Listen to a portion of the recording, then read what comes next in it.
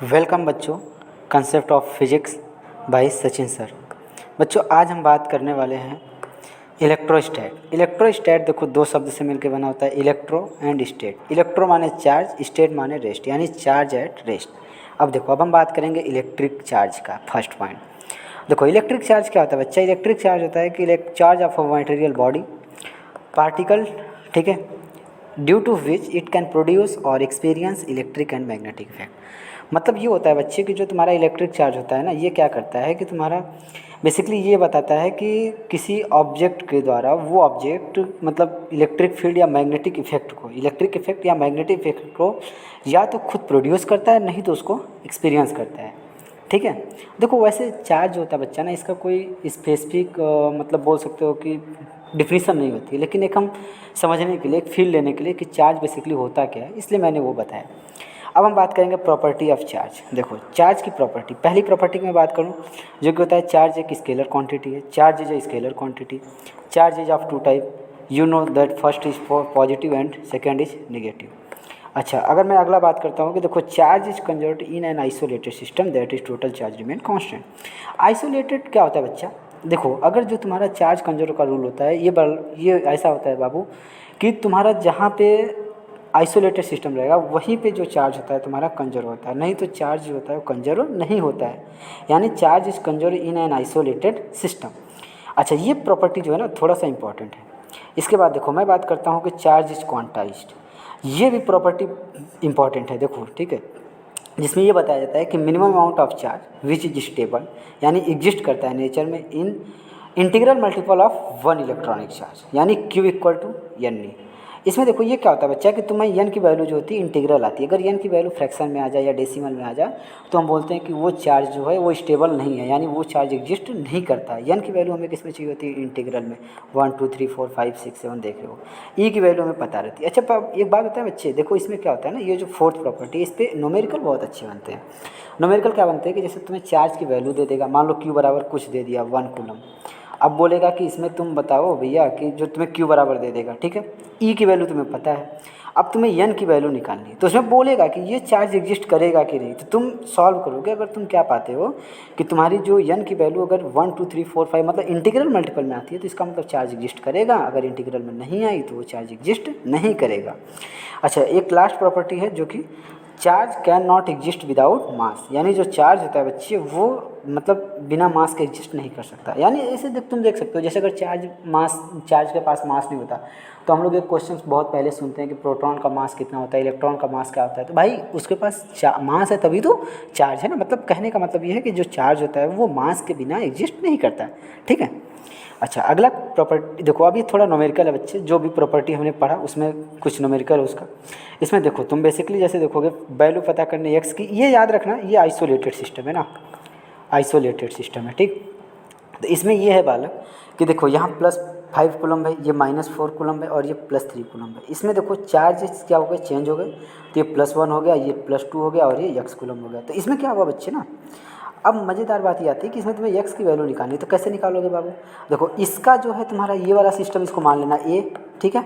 इसमें जो चार्ज चूँकि चार्ज एक स्केलर क्वांटिटी होता है ना, तो चार्ज स्केलर है, तो इसका मतलब क्या हुआ भैया, चार्ज स्केलर क्वांटिटी होता है तो इस चार्ज को साइन के साथ ऐड कर लेना, इनको ऐड कर लेना, दोनों को इक्वल कर देना, x की वैल्यू निकाल लेना, ठीक है। अच्छा, अगर देखो मैं क्या करूँगा, न्यूमेरिकल पे कम फोकस करूँगा, लेकिन अगर आप बोलोगे कमेंट सेक्शन में मुझे बताओगे, then I will try to make a new video for numerical, ठीक है। मैं एक नई वीडियो, नई सीरीज लेके चलूँगा जिसमें मैं न्यूमेरिकल ही कराऊँगा, ठीक है। अच्छा, ये क्वेश्चन देखो अच्छी है भाई, अच्छा क्वेश्चन है। Which of the following charge can exist in nature? देखो वही मैं बोला चार्ज क्वांटाइज वाला प्रॉपर्टी, उस पर ये न्यूमेरिकल है, इस पर भी प्रैक्टिस कर लेना, अच्छे न्यूमेरिकल है। Q बराबर तुम्हें इतना कूलम दिया, इसमें Q बराबर ये कूलम दे दिया, उसके बाद क्या करना है तुम्हें निकालना है। अच्छा, ये देखो ये मैं टिक किया, इसका मतलब ये वाला इसमें क्या होगा कि ये चार्ज तुम्हारा एग्जिस्ट करेगा और ये क्या करेगा, एग्जिस्ट नहीं करेगा, ठीक है बच्चे। अच्छा, अब हम पढ़ेंगे चार्जिंग ऑफ बॉडी। देखो ये तुम्हारे बोर्ड के पॉइंट ऑफ व्यू से थोड़ा इंपॉर्टेंट है। देखो किसी ऑब्जेक्ट को हम लोग 3 तरीके से चार्ज करते हैं, charging by friction, charging by conduction, charging by induction. आओ एक एक करके देखते हैं कि क्या होता है। Charging by friction, when a neutral body rub against neutral body then some electron transfer from one body to another. देखो होता है ये बच्चे कि जब हम एक न्यूट्रल बॉडी को दूसरे न्यूट्रल बॉडी से रब करते हैं ना, तो उसमें ये होता है कि वो बॉडी चार्ज होती है, एक बॉडी से इलेक्ट्रॉन दूसरे बॉडी में ट्रांसफ़र होता है, ठीक है। तो उसके कारण जब इलेक्ट्रॉन का ट्रांसफ़र होगा तो फिर चार्ज आ जाता है, ठीक है। जैसे देखो ग्लास रॉड को, अगर तुम ग्लास रॉड है उसको तुम सिल्क के साथ रब करोगे तो तुम देखोगे कि ग्लास रॉड तुम्हारा पॉजिटिव चार्ज होता है और सिल्क क्या होता है, निगेटिव। ग्लास रॉड को अगर तुम ऊल के साथ रब करते हो तो देखोगे ग्लास रॉड तुम्हारा निगेटिव हो जाता है और ऊल क्या हो जाता है, पॉजिटिव, ठीक है। अच्छा, ये हुआ तुम्हारा चार्जिंग बाई फ्रिक्शन। अब हम बात करेंगे चार्जिंग बाई कंडक्शन।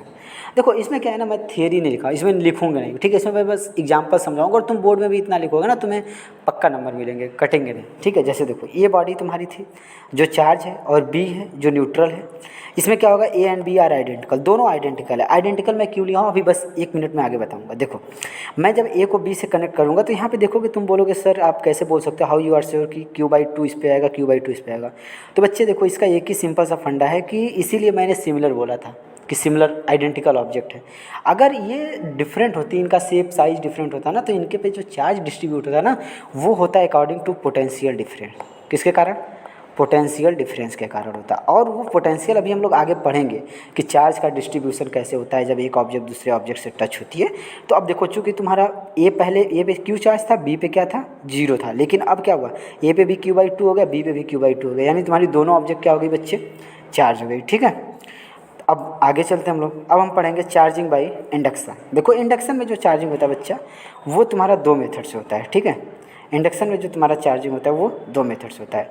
इसमें देखो पहला मेथड में बात करता हूँ कि ए तुम्हारा ए ऑब्जेक्ट है, बी है, इसमें भी वही हम लोग लेंगे। जब हम लोग बी को ए के क्लोज लाएंगे तो क्या होगा कि इसमें देखो ऐसे चार्ज डिस्ट्रीब्यूट हो रहा है, देख रहे हो, चार्ज डिस्ट्रीब्यूट हो रहा है, मतलब इसमें देखो चार्ज इंड्यूस हो गया। मतलब इंड्यूस कैसे हुआ, इस पॉजिटिव था, इस पॉजिटिव ने इसके इधर निगेटिव चार्ज इंड्यूस कराया, और इधर चूँकि इधर निगेटिव हुआ तो इतने अमाउंट में इधर पॉजिटिव आ जाएगा। अच्छा, अब हम ए को क्या करते हैं, जब इस पर चार्ज इंड्यूस होगा ना तो ए को हम हटा देते हैं, बी के हम कोई एक ऑब्जेक्ट अदर ऑब्जेक्ट को क्या करते हैं उसके मतलब टच में ला देते हैं। अच्छा, टच में लाने के बाद क्या होता है बच्चे कि बी में देखो, अब चूँकि इसमें बी में निगेटिव पॉजिटिव दोनों चार्ज थे तो बी में निगेटिव हो जाएगा और सी वाला पूरा पॉजिटिव हो जाएगा, देखो वही हुआ। और तुम्हारा बी भी क्या हो गया, चार्ज हो गया। पहले बी क्या था भाई, बी चार्ज नहीं था, ठीक है। अच्छा सेकेंड मेथड, देखो सेकेंड मेथड में इतना तक हम लोग पहले लेके चलते हैं ना, इतना जो मेथड है ये इतना क्या है, कॉमन, ठीक है, दोनों मेथड में, फर्स्ट में और सेकेंड में। अच्छा इसमें क्या है, जब तुम्हारा बी ऑब्जेक्ट जो है वो ए के करीब आया तो इसमें देखो क्या करते हैं हम लोग, बी को अर्थ कर देते हैं। अर्थ क्या होता है बच्चा, इसके पास ऐसा माना जाता है कि इलेक्ट्रॉन की मैक्सिमम क्वांटिटी होती है, ठीक है। तो जब कर देते हैं तो इसने इलेक्ट्रॉन को ट्रांसफ़र करके इनका जो पॉजिटिव चार्ज था इतना ये वाला, इनको क्या कर दिया, न्यूट्रल कर दिया, और ये निगेटिव चार्ज था ये तो फिर पूरा पे वो हो गया, तो बी भी तुम्हारा क्या हो गया, चार्ज हो गया। बच्चों पता है एक अच्छा क्वेश्चन मैं तुम्हारे लिए लेकर आया हूँ। वो अच्छा क्वेश्चन क्या है ना, एक ऑब्जेक्ट है, मान लो चार्ज ऑब्जेक्ट है, ठीक है, उसके हम लोग कोई नज़दीक बी ऑब्जेक्ट लाते हैं। अच्छा ये बात याद रखना, ये जो मैं जितनी बात कर रहा हूँ ना चार्जिंग से लेके इधर, ये सब मैं कंडक्टर के बारे में बात कर रहा हूँ। अच्छा देखो एक चीज़ मैं बता रहा हूँ यहाँ पे तुम्हें, देखो तुम लोग 3 चीज़ें पढ़ते हो, एक पढ़ते हो कंडक्टर, ठीक है, एक पढ़ते हो सेमी कंडक्टर, ठीक, और एक पढ़ते हो इंसुलेटर। अच्छा कभी कभी तुम्हारे बोर्ड में इन 3 में से किसी की डिफिनीसन पूछ लेता है। देखो कंडक्टर क्या होता है, जो जिसमें इलेक्ट्रिसिटी कंडक्ट कर सकती है वो कंडक्टर होता है, या जिसका कंडक्शन बैंड और बैलेंस बैंड दोनों के एनर्जी लेवल में डिफरेंस 0 का होता है, वो तुम्हारा से कंडक्टर होता है। सेमी कंडक्टर क्या होता है बच्चा, जिसमें कुछ कंडीशन, स्पेसिफिक कंडीशन हम चेंज करते हैं ना तब इलेक्ट्रिसिटी का फ्लो होता है। और इंसुलेटर क्या होता है, इंडक्टर, सॉरी बच्चों ये गलत हो गया, ठीक है, एक मिनट, ये होता है इंसुलेटर, ठीक है, इंसुलेटर क्या होता है बच्चा, जिसमें कि तुम इलेक्ट्रिसिटी को कंडक्ट नहीं करा सकते हो। अच्छा ये क्वेश्चन देखो काफ़ी अच्छा क्वेश्चन है, ठीक है, देखना तुम लोग इसको करना, अगर आपको ज़रूरत होगी इस क्वेश्चन के आंसर की तो आप मुझे बोलोगे तो फिर मैं नेक्स्ट सेशन में मतलब आऊँगा लेके, उसमें क्या करूँगा, जो इसमें मैं क्वेश्चन बोला रहूँगा वो क्वेश्चन, और बोर्ड में तुम्हारे मोस्ट रिपीटेड क्वेश्चन जो होंगे उनको लेके आऊँगा, और उसमें मैं खाली क्वेश्चन कराऊँगा, उसमें थियरी कुछ नहीं बताऊँगा, क्योंकि मैं यहाँ पर पूरी थियरी कवर करने की कोशिश कर रहा हूँ, ठीक है। अच्छा अब देखो यहाँ पे क्या है, इफ़ 2 बॉडी हैं जिसमें एक चार्ज है और एक न्यूट्रल है, और हम उनको एक दूसरे के पास ला रहे हैं, ठीक है, दोनों कंडक्टर है, याद रखना। तो उसमें बोल रहा है कि क्या वो एक दूसरे को अट्रैक्ट करेंगी या रिपेल करेंगे। फिर बोल रहा है कि क्या ये इलेक्ट्रिफिकेशन का ट्रू टेस्ट है क्या, नहीं। ठीक है, वहाँ से देख लेंगे कि क्या ये इलेक्ट्रिफिकेशन का ट्रू टेस्ट है या नहीं है। ठीक है, अच्छा आओ अब हम चलते हैं काफ़ी अच्छी टॉपिक जो कि इलेक्ट्रोस्टैट का, जिसको बोलते हैं हम लोग कूलम्ब्स लॉ। कूलम्ब्स लॉ क्या होता है बच्चे? देखो कूलम्ब्स लॉ बेसिकली हमें ये बताता है कि दो चार्जों के बीच में लगने वाला जो इलेक्ट्रोस्टैटिक फोर्स होता है ना, उसको बताता है Coulomb's law. The electrostatic force between two charge body is directly proportional to magnitude of charge and inversely proportional to square of distance between them. मतलब नहीं समझ आया? देखो कूलम्ब्स लॉ बोलता है कि दो चार्जों के बीच लगने वाला फोर्स जो होता है चार्ज के मैग्नीट्यूड के प्रोडक्ट के डायरेक्टली प्रोपोर्शनल और उनके बीच के डिस्टेंस के स्क्वायर के इन्वर्सली प्रोपोर्शनल होता है। बस यही बोला गया, इसमें कुछ नहीं। अब देखो इसको समझते हैं ना कि क्या होता है भाई, कुछ फार्मूला निकलता है। हाँ, एक देखो हमने Q1 चार्ज लिया पॉजिटिव और एक Q1 ले लिया, Q2 लिया निगेटिव। अच्छा, क्या आप बोलोगे क्या सर इसको पॉजिटिव और इसको निगेटिव लेना जरूरी है? नहीं बच्चे, देखो फोर्स या तो अट्रैक्शन लगेगा या तो रिपल्सिव लगेगा। अच्छा, ये तुम जानते होगे कि जो सेम टाइप के चार्ज होते हैं वो एक दूसरे को क्या करते हैं? रिपेल। और अपोजिट टाइप के जो चार्ज होते हैं वो एक दूसरे को क्या करते हैं? अट्रैक्ट। तो यहाँ पे ठीक है, यहाँ पे अट्रैक्शन फोर्स लगेगा, इलेक्ट्रोस्टैटिक ऑफ अट्रैक्शन। अगर ये रिपल्सन होता, दोनों पॉजिटिव होता या दोनों निगेटिव, तो यहाँ पे रिपल्सन वाला फोर्स लगता, और इसमें कुछ नहीं है। ठीक है, तो देखो Q1 Q2 इनके मैग्नीट्यूड का प्रोडक्ट हो गया, force is directly proportional. Inversely proportional किसको होता है बच्चा? F is inversely proportional 1/r²। अब इन दोनों को अगर हम कंबाइन करेंगे, इसको और इसको, तो हम क्या पाएंगे? F is directly proportional to Q1 Q2 upon r²। अच्छा, यहाँ पे प्रोपोर्शनलिटी कांस्टेंट क्या आता है बाबू? 1/4πε0। अच्छा, ये जो फार्मूला है ना, याद रखना, this is valid for air and vacuum, दो के लिए होता है। क्या सर ये मीडियम के लिए ट्रू नहीं होगा? नहीं, मीडियम के लिए ट्रू नहीं। मीडियम के लिए क्या होगा आगे बात करेंगे हम लोग। देखो 1/4πε0 की वैल्यू होती है बच्चा 9 × 10⁹ newton metre square upon coulomb square. ठीक, ε0 होता है परमिटिविटी ऑफ फ्री स्पेस। ε0 की वैल्यू होती है 8.85 × 10⁻⁻12 coulomb square upon newton metre square. अच्छा, न्यूटन स्क्वायर नहीं होगा, सॉरी गलती हो गया बच्चों। अच्छा, यहाँ पे मैं एक चीज़ बताता हूँ। देखो अगर आप जेई मेंस की तैयारी करते हो, ठीक है, किसकी तैयारी करते हो बच्चे? जेई मेंस की। तो देखो मैं क्या करूँगा ना, जनवरी के पहले आपका ये बोर्ड का सिलेबस पूरा फिनिश कर दूँगा। उसके बाद मैं क्या करूँगा, जनवरी से मैं आपको बोर्ड का पूरा ये जेई मेंस का प्रीवियस ईयर का जो क्वेश्चन होता है वो मैं पूरा सॉल्व कराऊँगा। ठीक है, लेकिन वहाँ पे थियरी नहीं बताऊँगा, खाली क्वेश्चन सॉल्व कराऊँगा। अच्छा देखो, ये ε0 का जो होता है ना बच्चा, इसका डायमेंसन, ये जेई वालों का फेवरेट होता है, जेई मेंस का। ठीक है, तो पढ़ लेना, dimension unit and dimension class 11th में है। अच्छा, अब मैं यहाँ बात करता हूँ कि इन केस ऑफ मीडियम, आप बोलोगे सर वहाँ पे आपने एयर और वैक्यूम बोला, तो क्या मीडियम के लिए क्या होगा? हाँ, मीडियम के लिए बताना बच्चे, FM यानी ये force of electrostatic force in medium 1/K∈0 Q1 Q2 upon r²। K क्या है बच्चा? K होता है dielectric constant of medium, जो कि वैक्यूम के लिए 1 होता है, वाटर के लिए 81 होता है बच्चे। ठीक है, अच्छा एक चीज़ बताए, मैं एक चीज़ बता रहा हूँ यार, जैसे देखो तुम कोई चार्ज लिए, उसका मैग्नीट्यूड फिक्स कर दिया, डिस्टेंस फिक्स कर दिए, उसको तुम एयर में भी रखे हो और उसी चार्ज को तुमने क्या किया बच्चे कि वाटर में रख दिया, तो क्या उनके बीच लगने वाला जो फोर्स होता है वो कम हो जाएगा? जी हाँ, जब आप इलेक्ट्रोस्टैटिक फोर्स होता है वो मीडियम पे डिपेंड करता है, अगर तुम जो मीडियम बदलोगे वैसे वो इलेक्ट्रोस्टैटिक फोर्स बदलता है, ये चीज़ याद रखना। अच्छा, अब ये देखो एक क्वेश्चन मैं करा रहा हूँ, consider two charge, find force of attraction between them if magnitude of charge is 1 coulomb and separated by 3 Km। देखो ये इस क्वेश्चन के थ्रू मैं क्या बताना चाह रहा हूँ, एकदम लल्लू पल्लू क्वेश्चन है यार। देखो Q तुम्हें दिया है 1 कूलम, 1 × 1 कर दोगे, R भी तुम्हें दिया है, किमी में दिया है तो इसको मीटर में बदल लेना। ठीक है, 1/4πε0 की वैल्यू मैं बताया ही था। अच्छा, यह बराबर तुम्हें क्या मिला? 10⁻³ न्यूटन। एक चीज़ सोचो यार, तुम 1 कूलम चार्ज को 3 किमी की दूरी पे रखे हो, तब उनके बीच 1000 न्यूटन फोर्स लग रहा है। इसका मतलब क्या है? यही मैं लिखा हूँ कि we can say that magnitude of 1 coulomb charge is very large. अच्छा, ये क्वेश्चन देखो, इसका मैं आंसर लिखा हूँ। ठीक है, इसको आप ही को करना है। What can be minimum amount of force between two charge separated by particle separated by 1 metre. तो इसको कैसे किया जाएगा? देखो यह बराबर हमने पढ़ा था 1/4πε0 Q1 Q2 अपॉन r²। अच्छा, फोर्स को मिनिमम बोल रहा है, तुम्हें R फिक्स कर दिया, ये तो भाई फिक्स होता ही अपने घर से। बचा क्या? Q1 Q2। इसके लिए क्या किया जाए सर? इसके लिए देखिए, हमने बोला था कि Q को निकालना है, तो तुम्हें Q बराबर एक फार्मूला होता है n। इसमें जो n की मिनिमम वैल्यू होती है वो होती है 1 2 3। यानी n बराबर 1 लेंगे, e की वैल्यू पता है, यानी q हम तब पहले निकालेंगे तब इसमें रखेंगे और सॉल्व करोगे तो आंसर आपको यही मिलेगा। देख लेना। Consider 2 equal charge if 1 microcoulomb is transfer from one body to another body, force between them is decreases by 1 micro Newton.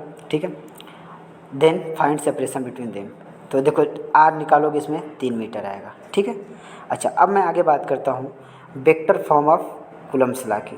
देखो basically vector form of Coulomb's law क्या होता है उसके बारे में हम थोड़ा बात करते हैं। ठीक, तो देखो ये थोड़ा सा पीपीटी बनाने में, मैं घबराइएगा मत बच्चों, मैं जो ये मेरा पीपीटी है ना, मैं आपको एकदम अच्छे से डिस्क्रिप्शन बॉक्स में मैं पीडीएफ बना के डालूंगा एकदम अच्छे से, ये वाली पीडीएफ नहीं डालूंगा। ठीक है, ये बेसिकली पढ़ाने के पर्पज़ से था, मैं अच्छे से पीपीटी बना के आपको डिस्क्रिप्शन बॉक्स में डाल दूँगा। चलो अच्छा अब हम पढ़ते हैं बच्चे वेक्टर फॉर्म ऑफ कूलम्ब्स। ये Q1 चार्ज था कोई, ये Q2 चार्ज था, इससे यहाँ की डिस्टेंस ये R2 हो गई और ये R1 हो गई और ये डिस्टेंस R2 हो गई। ठीक है, तो इस पे देखो इधर इसके कारण फोर्स इधर लग गया और इसके कारण फोर्स इधर लग गया।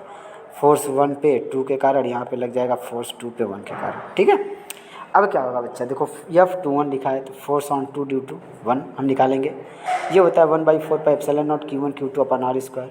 अब देखो ये तो कांस्टेंट होता है, इसमें कोई दिक्कत नहीं है। देखो ये R स्क्वायर जो है बच्चा, इसका क्या मतलब होता है सर, इसका मतलब ये होता है ना, देखो जो तुम्हारा ये है मतलब 4 पाई एप्सिलॉन नॉट होता है, तो इसको हम अभी कांस्टेंट करते हैं। ठीक है, फिर मैं बताता हूँ। देखो जब तुम इसको कांस्टेंट करोगे ना, देखो जब इसको तुम कांस्टेंट रखोगे तो क्या होता है कि यहाँ पे हम आर कैप यूनिट वेक्टर होता है, चूँकि हम लोग वेक्टर फॉर्म निकाल रहे हैं तो इसको हम लोग क्या करते हैं ना, इसके डायरेक्शन के लिए आर कैप से मल्टीप्लाई करते हैं। चूँकि इसका मैग्नीट्यूड 1 होता है तो किसी भी क्वांटिटी में 1 से मल्टीप्लाई करोगे तो उसके मैग्नीट्यूड में कोई फ़र्क नहीं आता है। अच्छा अब क्या होता है तुम्हारे जो देखो आर कैप को क्या होता है, तुम पढ़े हो आर वेक्टर बराबर R cap into mod R, यही ना पढ़े हो भैया। देखो आर कैप बराबर तुम लिख सकते हो R vector upon mod R, वही लिखा गया तो ये मॉड आर क्यूब हो गया। ये चीज़ याद रखना है, अगर तुम यहाँ वेक्टर आर लिखोगे तो ये आर क्यूब हो जाता है, अगर यहाँ वेक्टर आर लिखोगे तो ये अरे आर यूनिट वेक्टर लिखोगे, ठीक है, आर कैप लिखोगे तो ये आर स्क्वायर रहता है, यही होता है। अच्छा एक चीज़ और देखना कि जो तुम्हारा फोर्स लगता है 2 पे 1 के कारण वो माइनस होता है एफ ऑफ 1 2, ये चीज़ याद रखना, यही लिखा गया। अच्छा ये क्वेश्चन है, ठीक है, ये क्वेश्चन थोड़ा तुम्हें समझ में नहीं आ रहा होगा, ठीक, तो इसको मैं डिस्क्रिप्शन बॉक्स में डाल दूंगा पीडीएफ, वहाँ से देख लेना। ठीक है, एक्चुअली बच्चों क्या है ना कि एक मैं पीपीटी अभी बनाया, अभी माइक दिया हूँ। ठीक है, तो अगली वीडियो से मैं अच्छे से पीपीटी बना के मतलब वो करूँगा। ठीक है, अब हम बात करते हैं प्रिंसिपल ऑफ सुपरपोजिशन, ये भी काफ़ी इंपॉर्टेंट है बच्चों। प्रिंसिपल ऑफ सुपरपोजिशन क्या होता है भैया, प्रिंसिपल ऑफ सुपरपोजिशन हम लोग यूज करते हैं कि जब एक चार्ज पे हमें एक से ज़्यादा चार्जेस की हेल्प से अगर फोर्स निकालना पड़ता है, मतलब इसके मान लो कि अगर इस पर हमें फोर्स निकालना है due to this and due to this, तो हम क्या करते हैं बच्चे ना, अगर इस पे निकालना है इसके कारण, तब हम लोग यूज करते हैं किसका, सुपरपोजिशन प्रिंसिपल का। और ये कैसे करते हैं भैया, इसका यूज हम लोग करते हैं कि जैसे वेक्टर फॉर्म, वेक्टर पढ़े हो तुम लोग 11th क्लास में, वहाँ पे बताया जाता है कि जब अगर दो वेक्टर्स का बीच में निकालना होता है जब वेक्टर का मैग्नीट्यूड, तो उसकी हेल्प से निकालेंगे। ठीक है, अब जैसे यहाँ देखो ये मान लो कोई तुम्हारा Q1 चार्ज था, इस पर तुम्हारा ये Q2 हो गया और ये Q3 ये Q4 हो गया, इधर इसके कारण मान लो Q2 के कारण F2 फोर्स लगा, Q3 के कारण F3 लगा या Q4 के कारण F4 लगा, तो नेट फोर्स क्या होगा भैया, Q1 पे होगा F2 plus F3 plus F4। कैसे निकाला जाएगा, वेक्टर स्केलर वेक्टर फॉर्म से। अच्छा अब हम बात करते हैं find net force acting on charge Q in the following. अब ये कैसे निकलेगा, देखो इसका आंसर 0, इसका आंसर 0। कैसे आया, एक मैं हिंट दे रहा हूँ, बाकी आप करिएगा, नहीं होगा डिस्क्रिप्शन बॉक्स में बताइएगा, कमेंट में बताइएगा, देन मैं क्या करूँगा अगले लेक्चर में आके आपको ये सॉल्व कराऊँगा। ठीक है, अच्छा ये देखो क्यू है, ये प्लस क्यू है, ये प्लस क्यू है, ये -2√2 क्यू है। इस पे देखो निकालोगे तो ये इस पे एक फोर्स इधर की तरफ आएगा, इसका निकालोगे इधर की तरफ लगाएगा, इन दोनों का जो रिजल्टेंट निकालोगे बच्चे तो ये इधर आएगा, और इस पे चूँकि ये निगेटिव है तो इधर की डायरेक्शन में लगेगा, तो ये दोनों इक्वल हो जाता है, कैंसिल हो जाता है। इसमें निकालोगे देखो ये माइनस है, ये माइनस है तो इधर लगाएगा, ये भी माइनस है, ये माइनस है, इधर लगाएगा। चूँकि इन दोनों के भी बीच का एंगल कितना होगा 120, जब 120 होता है तो ये इक्वल करके इधर आता है, रिजल्टेंट यफ आ जाता है। अगर ये यफ है और ये यफ है, 120 एंगल है तो ये यफ आएगा इसका रिजल्टेंट। ठीक है, तो ये बच्चा अब इसको निकालोगे तो तुम्हारा ये भी यफ के बराबर आता है, इसलिए दोनों कैंसिल होकर कितना आ गया 0। अब ये मत बोलना है कि सर क्या आपने इसमें हर क्वेश्चन का आंसर 0 आता है, जी नहीं, 0 नहीं आता है। ठीक है, अच्छा अब मैं बात करता हूँ इलेक्ट्रिक फील्ड का। देखो इलेक्ट्रिक फील्ड क्या होती है भैया, electric field is defined as the force experience by a test charge per units on charge at that point. Sir test charge क्या होता है? देखो टेस्ट चार्ज होता है ना जो, ये इसकी दो खासियत होती है भैया। पहली खासियत क्या होती है कि ये हमेशा इसका नेचर क्या होता है, पॉजिटिव, और इसका जो मैग्नीट्यूड होता है वो हमेशा क्या रखते हैं हम लोग, स्मॉल। टेस्ट चार्ज की दो प्रॉपर्टी क्या क्या, टेस्ट चार्ज हमेशा नेचर में क्या होता है, पॉजिटिव, मैग्नीट्यूड क्या होता है, स्मॉल। अच्छा सर ठीक है पॉजिटिव रख रहे हैं कोई दिक्कत नहीं, मैग्नीट्यूड स्मॉल क्यों रखते हैं? मैग्नीट्यूड स्मॉल इसे रख रहे हैं बच्चे कि जब देखो तुम अगर इसका मैग्नीट्यूड बढ़ाओगे तो जरा कूलम्ब लॉ में देखो जो होता था एफ तुम्हारा होता था वो directly proportional to Q1 Q2 होता था। तो जब अगर तुम मान लो कि Q1 तुम्हारा फिक्स चार्ज है और तुम Q2 टेस्ट चार्ज ला रहे हो इसको, अगर तुम इसका मैग्नीट्यूड बढ़ा दोगे बच्चे तो फोर्स बढ़ेगा, अब फोर्स बढ़ेगा तो जो उनकी पोजीशन है ना चार्जेस की वो वेरी करने लगती है, इसलिए हम लोग टेस्ट चार्ज क्या रखते हैं, छोटा रखते हैं। ये मान लो कोई पॉजिटिव चार्ज है और यहाँ पे Q0 कोई टेस्ट चार्ज था, इसके कारण यहाँ पे हमें इलेक्ट्रिक फील्ड देखना था, तो हमने देखा इलेक्ट्रिक फील्ड क्या होता है, इलेक्ट्रोस्टैटिक कूलम्ब फोर्स, ठीक है, Q0 टेंडिंग टू 0, इसीलिए मैं बोला था कि इसका मैग्नीट्यूड क्या रखते हैं, बहुत small, 1/4πε0 Q0 Q R square r करोगे तो इलेक्ट्रिक फील्ड का फार्मूला आ गया E बराबर Q/4πε0 R स्क्वायर। ये होता है तुम्हारा इलेक्ट्रिक फील्ड का फार्मूला। अच्छा अब इसमें देखो इलेक्ट्रिक फील्ड पता करना है P पे, ये देखो प्लस की है, ये प्लस की है, ये माइनस की, ये माइनस की, यहाँ पे पता करना है, ठीक है, P पॉइंट पे, और ये तुम्हारा यल है, यल है, यल है, ठीक है, यल है। तो क्या सर हम ये डिस्टेंस निकाल सकते हैं? जी हाँ एकदम बिल्कुल, पाइथागोरस थ्योरम लगा के यल यल है तो ये आ जाएगा तुम्हारा √2 यल, ठीक है, ऐसे करके यहाँ पे निकालना नहीं होगा। देखो इसमें मैं बोला ना कि मैं इस लेक्चर में मैं खाली आपके लिए क्या करूँगा, थियरी का पोर्शन कवर करूँगा। रही बात की जो मतलब सर ये कब पढ़ाओगे आप न्यूमेरिकल, हाँ तो न्यूमेरिकल के लिए आप बोलोगे तो मैं सेकेंड लेक्चर या थर्ड लेक्चर की जब सीरीज लेके आऊँगा इसमें तो फिर मैं बता दूँगा, ठीक है। अच्छा अब हम बात करते हैं property of electric field line की। देखो इसमें पहला जो होता है, electric field line are in drawn such a way that tangent at a point give direction of resultant field. मतलब इलेक्ट्रिक फील्ड पॉइंट मतलब ऐसे ड्रॉ की जाती हैं कि तुम उनके किसी भी पॉइंट पे अगर तुम टेंजेंट ड्रॉ करते हो, ठीक है ना, टेंजेंट तो समझते ही होगे भाई, अगर तुम उसके किसी भी पॉइंट पे अगर तुम टेंजेंट ड्रॉ करते हो तो जो तुम्हारा टेंजेंट की डायरेक्शन होगी और रिजल्टेंट इलेक्ट्रिक फील्ड की, यानी रिजल्टेंट इलेक्ट्रिक फील्ड की डायरेक्शन एंड किसकी, टेंजेंट की, दोनों क्या होगी, सेम होगी। Electric field are line are never intercept each other. ये क्वेश्चन में वाई लिखा हूँ ना, इसका आंसर आप कमेंट सेक्शन में ज़रूर बताइएगा, क्यों इलेक्ट्रिक फील्ड लाइन कभी इंटरसेप्ट नहीं करती एक दूसरे को, क्यों? या मैं अगले लेक्चर में इसका आंसर बताऊंगा, अगले लेक्चर में इसका आंसर बताऊंगा, और एक और इसी में मैं वाई लिखा हूँ फिफ्थ प्रॉपर्टी, इसका भी बताऊंगा, ठीक है। लेकिन इसको आप सोचिएगा अगले लेक्चर तक, इसके लिए मैं नई सीरीज नहीं करूँगा, अगर अगले लेक्चर में मैं पक्का बताऊँगा। Electric field line originate from positive charge, यानी इलेक्ट्रिक फील्ड लाइन जो होती है वो कहाँ से ओरिजिनेट होती है बच्चे, पॉजिटिव चार्ज से, और टर्मिनेट कहाँ होती है, मतलब पॉजिटिव चार्ज से ओरिजिन होती है, शुरू होती है, और कहाँ ख़त्म होती है बच्चे, नेगेटिव चार्ज पे। अच्छा कि number of electric field line is proportional to magnitude of charge, ये क्या बात हो गई sir?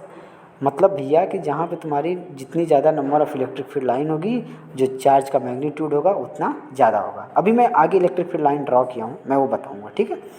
Electric field line of electrostatic line can not form close loop. अच्छा ये क्लोज करो क्यों नहीं फाइंड करती भैया, क्लोज करो क्यों नहीं बनाती है इलेक्ट्रिक फील्ड लाइन, इसके लिए भी मैं देखो लिखा हूँ वाई, क्यों? तो ये दोनों क्वेश्चंस का आंसर मैं बताऊंगा अगले लेक्चर में, तब तक आप सोच के रखिएगा, अगर जिसको आता होगा कमेंट बॉक्स में मुझे बता सकता है। अच्छा draw electric field line due to the given condition. देखो एक कोई पॉजिटिव चार्ज है, इसके कारण हमें इलेक्ट्रिक फील्ड ड्रा करना था, तो देखो पॉजिटिव चार्ज से इलेक्ट्रिक फील्ड क्या होती है, ओरिजिनेट, तो यही देखो बनाया गया, यहाँ से निकल रही है, ठीक, एक समान निकलती है बच्चे। अब यहाँ देखो ये कोई निगेटिव चार्ज था, तो देखो इधर इसमें आ रही है इलेक्ट्रिक फील्ड लाइन, देख रहे हो इसमें आ रही है, ऐसे इस एरो का मतलब क्या होगा बच्चे कि इसमें इलेक्ट्रिक फील्ड लाइन आ रही है, ठीक है। अच्छा अब देखो दो पॉजिटिव चार्ज हैं, इसका देखो थोड़ा सा गलत हो गया, इन दोनों को क्या होना चाहिए, थोड़ा सा और करीब होना चाहिए था, मैंने थोड़ा दूर बना दिया दूरी, ठीक है। अब देखो ये क्या है कि इससे भी देखो निकल रही है, लेकिन ये देख लो ये बीच का रीजन नहीं आ रहा है यहाँ पे, क्यों? यहाँ पे इलेक्ट्रिक फील्ड लाइन नहीं आ सकती, क्यों नहीं आ सकती भैया? इसलिए नहीं आ सकती कि ये इलेक्ट्रिक फील्ड लाइन दोनों पॉजिटिव से निकल रही हैं और एक दूसरे को ये कभी इंटरसेप्ट नहीं कर सकती। अच्छा क्या ये दूसरे चार्ज की भी दूसरे चार्ज से इंटरसेप्ट नहीं कर सकती? हाँ लेकिन सेम नेचर वाले के, अपोजिट का नहीं। अभी आगे देखो ये देखो तुम्हारा मान लो क्यू चार्ज था निगेटिव में और ये 2Q था पॉजिटिव में।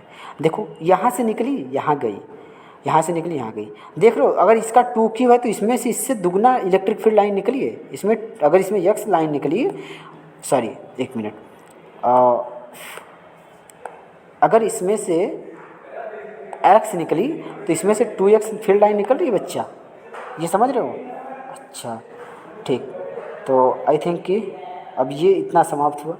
ठीक, अगले लेक्चर से हम स्टार्ट करेंगे कुछ नई टॉपिक, जिसमें हम नई मतलब स्टार्ट करेंगे क्या, बेसिकली गॉस लॉ स्टार्ट किया जाएगा। ठीक है, थैंक यू सो मच बच्चों फॉर वॉचिंग द वीडियो।